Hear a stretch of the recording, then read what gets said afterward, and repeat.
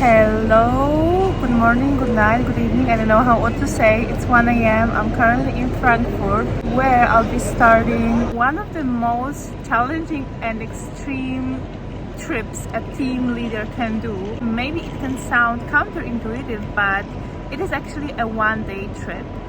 And the reason why it is so exhausting, well, you spend 2 nights in a bus.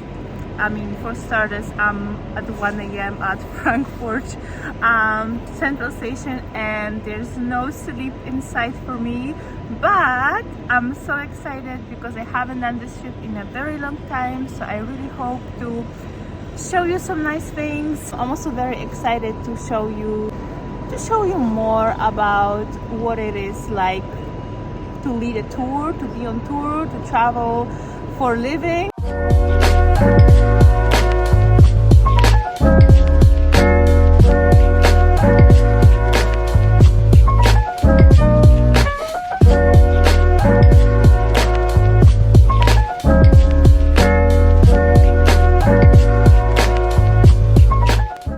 Let me tell you that Frankfurt at 1 a.m. in the area of the central station is not my favorite place to be, but it's not that bad tonight. It's relatively calm. So right now I'm on the way to the bus stop, where hopefully the bus is already waiting for me so I can just go inside. It's very funny because I had some very unlucky start, let's say. My documents didn't print as they were supposed to, so I will just have to kind of wing it. Yeah, because what else is there to do? You just have to act confident and just pretend everything is going according to the plan.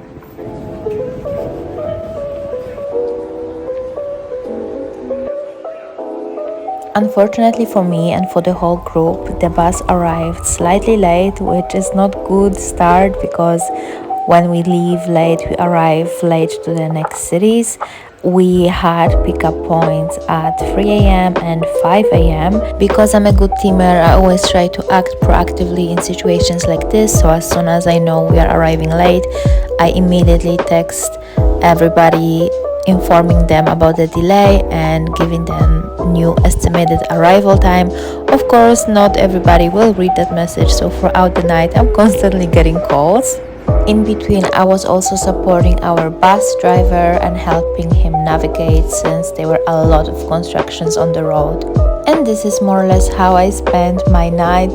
Also, because I have to be aware of the EU regulations when it comes to the bus driver timings, our schedule shifted overall a little bit, since in case you didn't know, there are very specific times and amount of hours that the bus drivers can drive, after which they need to take a break, and sometimes it just makes more sense to combine their break with our break. Good morning from Switzerland. We are right now at the Rheinfalls. I am a little bit tired because I'm not gonna lie, the night was quite challenging. We had 3 stops. We started from Frankfurt, everything was fine back then, but then in Mannheim and in Stuttgart, which were our next stops, things started getting more complicated. Long story short, we lost quite a bit of time both in Mannheim and in Stuttgart, which were our next stops. So I had to basically be up all night helping the bus driver to find a way to navigate. So I didn't get much sleep. Our break had to be shifted from the morning to 5 a.m. So after that, I just didn't sleep at all. It's really, really nice. I'm very positively surprised because it was supposed to rain. In fact, for the entire trip, I only brought my raincoat. But yeah, it's not raining. It's actually very nice and fresh, and this is exactly what I need after a night of basically no sleep. It was quite challenging, I must say. However, I'm very happy to be here. I mean, how can you not be happy in a place like this? beautiful. I look and feel a little bit like a zombie because I didn't have a chance to do a proper fresh up yet. So yeah, but right now we only have 45 minutes here, so it was more important for me to just go out and have a very nice walk around, take a couple of pictures, couple of videos, and just enjoy it here. I guess I'll just get myself fresh and ready for the day in the bus, just showing you the reality of it, okay? Wow, oh my god. So, as you can see, the views are not disappointing, but I also promise to keep it real with you. While it is definitely a blessing and an amazing job to have, especially when you are young and you just want to see as much as possible, sometimes what you see through Instagram, through pictures, through very cute videos, is not really the reality of a person experiencing it, because as I mentioned to you, I barely slept that night. I had 45 minutes in that place in which I couldn't really go too far. I basically had to squeeze my fresh up break or just make a decision to skip it and do my fresh up in a bus. So you can observe that it's not always so glamorous. I would say more often than not it's way far away from being glamorous. There is also another aspect of visiting the same place multiple times.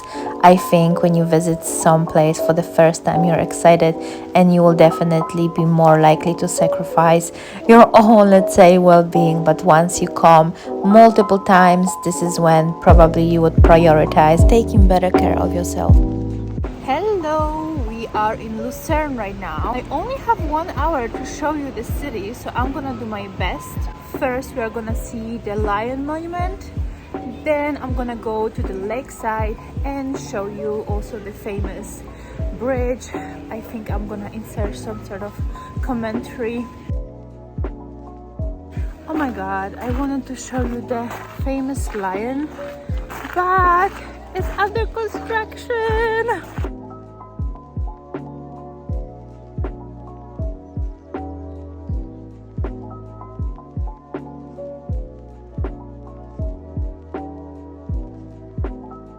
Well, either way, there is nothing much for me to do here, I guess. So yeah, let's go to the next stop. Lucerne is a very cute, charming town. It's not too big, so walking around it's very easy. You don't need to take any public transportation to see the city center alone, let's say, in a relatively relaxed manner. And this is another plus and minus, I would say. Very often the time that we have, it's not sufficient to do a deep dive into a city and see all of its attractions. So very often in these smaller stops, we are running as a group out of time. Whereas in the places where we stay longer, very often we are just too long in the city and we are trying to kill the time. Please take into the consideration that the days on such trips are very long, both for me and for the travelers who have been up since 7 a.m. When we reached the Rheinfalls, and after that we headed to Lucerne, where we are right now, and after that we headed to Zurich. So it's a really long day. When the weather is not playing along, it can be really tiring, although of course it's all about your own attitude and your own mindset. How are you going to approach it? Because at the end of the day, we cannot influence the weather, but we can influence what we do with our time in the city, in a beautiful place. And now, maybe to balance out some of the criticism, I want to tell you a little bit about the perks. Sometimes I also get to enjoy some of the attractions that our guests get to enjoy. Just a minute ago you saw me using Zurich card, and during majority of the trips, any excursion and any extra activities that guests get to do, very often I also get to do them for free.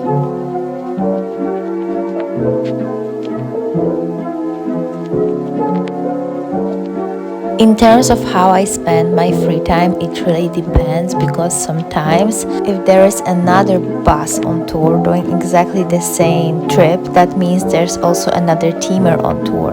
And very often we would spend this time together. I don't know all the teamers, so it's a very nice way for me to meet some new people. Sometimes I also spend the time with the guests. If I find somebody that I get along with, then why not? It's a very nice thing for me and for them. Although sometimes I also admit I really need to recharge and be by myself, because even in my free time, of course, I'm at work and I'm constantly reachable, and very often I get calls throughout the day, and it can be very energy draining to be constantly with people.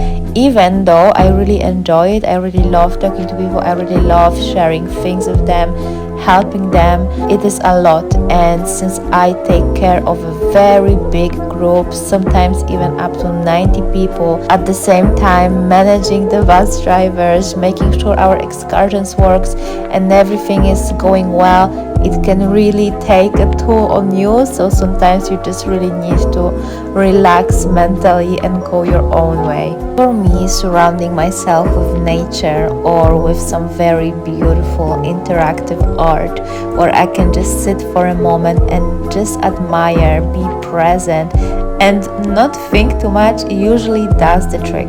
And now I want to build on that, because some of the parks, some of the museums and some of the galleries in some cities and countries are free, but then in others they are paid.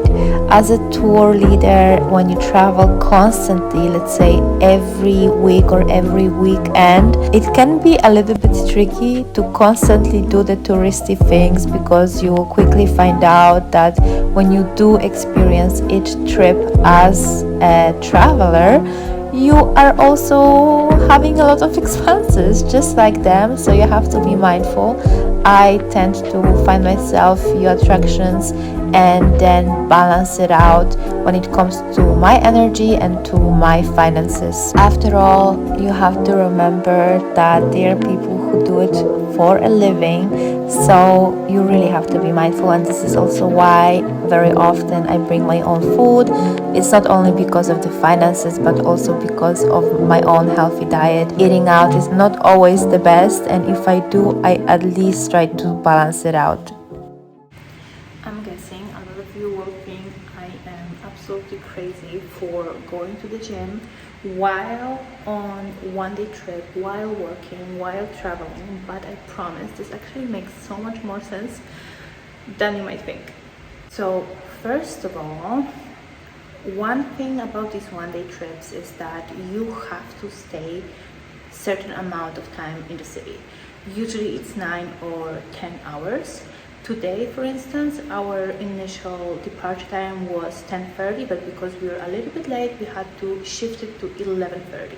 Now, what do you do in the city until 11:30? There are really limited options available, especially in the country like Switzerland, when majority of attractions close around 6. So then you are only able to go to a restaurant or a bar, which is pricey, and the second one involves alcohol, so that is not something that I personally like to do. So that alone is quite problematic.